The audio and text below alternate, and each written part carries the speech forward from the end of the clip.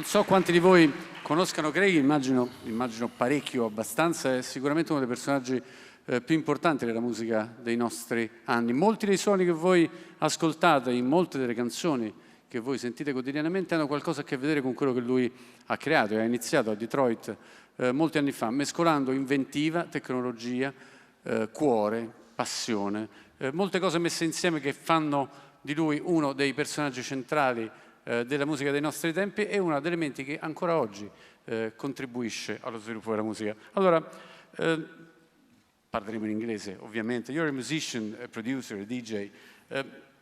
How can you define yourself? You are a new kind of musician. I first define myself as daddy. That's my first thing. I'm a father before anything else. You know, at the time when I was growing up listening to music, Prince was really important. And Prince wrote and produced, performed and everything. So he was a big influence for a lot of us that were making electronic music. So it became where the definition of one thing was very difficult. You can't pigeonhole yourself into that one thing. So I think when I go through passport control and they ask me what I do, I say I'm a DJ, you know. But I say that because it's the easiest thing for somebody to understand. How I define myself, I think, mostly as an electronic musician and producer. There is a difference between to be an electronic musician and a musician in your way of thinking. Yeah, there is. I mean, electronic music, the concept of making music with synthesizers has less to do with the notes and more to do with the frequencies. And I think it was Martin Ware who had said that what destroyed the synthesizer was when they put a chromatic keyboard on it. You know, to synthesize sound, you can use pads, you can use touches, you can use anything to trigger the sounds. And you're doing so much in order to shape the sound by turning knobs and using sliders and everything, where in comparison, my great friend Francesco Tristano, who's an amazing concert pianist, I mean, you put him in front of that and he's just gonna turn it upside down. He's gonna rip it apart and he's gonna make you really feel it. I can't do that, so I wasn't trained to do that. I was trained more self-taught to shape sounds, and I think some people are born with it in their head of being at one with the machine or at one with sound in comparison to wanting to play a song. Do you think it's also a generational thing? Because many young musicians now begins playing with computer and electronic machine and doesn't know nothing about instruments at all. Yeah. Do you think it will change again the way of thinking about music, the fact that we are going with smartphone and playing music with objects like this? Well, when I wanted to go to music college, my parents didn't feel that was the best way for me to go. They wanted me to do something else because my mom was a teacher. She wanted me to do something that was maybe less frivolous in some cases, you know, because I think that many people have the idea that if you're going to be a musician, you're going to be poor, you know, you're going to play guitar on the side of the street or whatever. And I think now with modern people that go to clubs, that see these big events happen, like Time Warp that just happened in Mannheim, or a movement that's coming up in Detroit, that, you know, you can play music, you can be a DJ, and you can be very successful. Sometimes I sit next to people on planes and they just don't quite grasp the concept that, you know, I play records for a living. And, you know, sometimes I have to tell them, like, you know, look, DJs are making more than doctors, more than lawyers. They're doing, you know, they're traveling the world, they're seeing things. DJs are modern day Renaissance people, you know. So I consider myself a Renaissance man because I'm able to come here to Rome and speak in front of people and learn new things and eat great food. That's a very good thing. What did it, in your opinion, what did change electronic music in the perception of the people between you and the music? Because if I play an instrument, I I know that is music because we know the instruments, we know the notes, we know playing different instruments like records make people think sometimes that it is not music. You are not a musician, you are a technician, or you are something else. Sure, yeah, and I do consider myself an engineer because I have to engineer my own music, you know.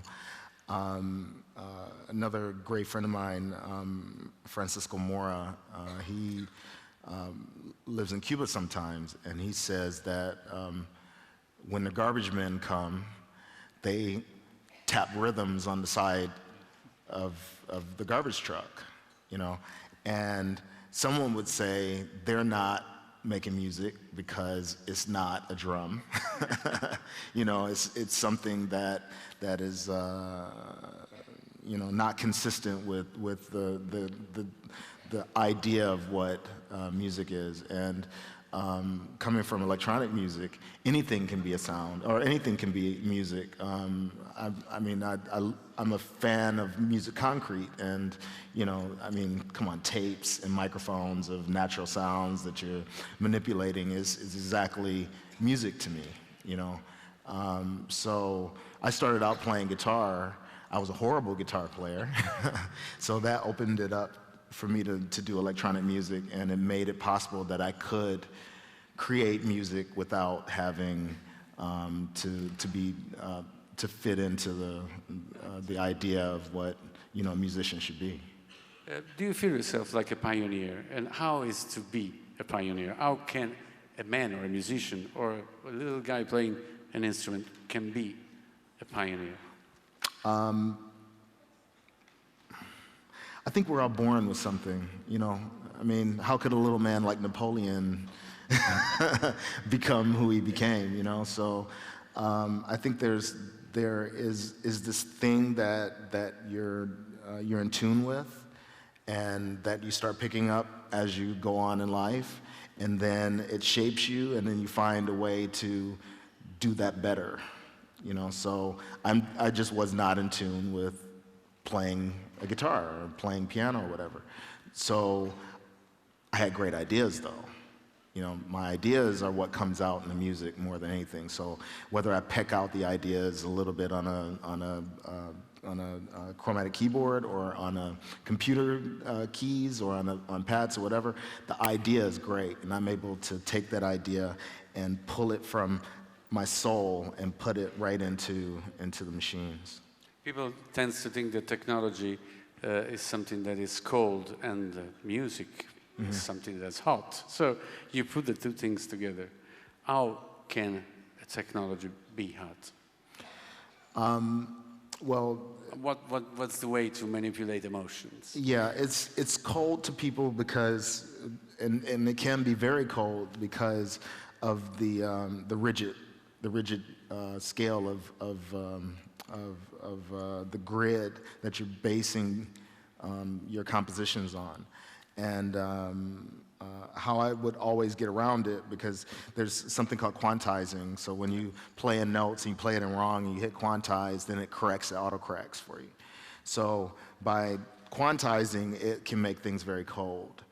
What I like is to make sure that my drums are very tight. So my drums, my kick, and my snare are 1, 2, bam, right there. But the hi-hat, I can mess around with it a little bit. So the hi-hat, I can add like little flams or add little things, do a little swinging to it, and that makes it a little warmer. It makes it more human-like. And then when I play some type of padded chords or strings, or if I play a rhythm, I'll try to play a rhythm of a key rhythm that is gonna have movement to it, and it's gonna move around.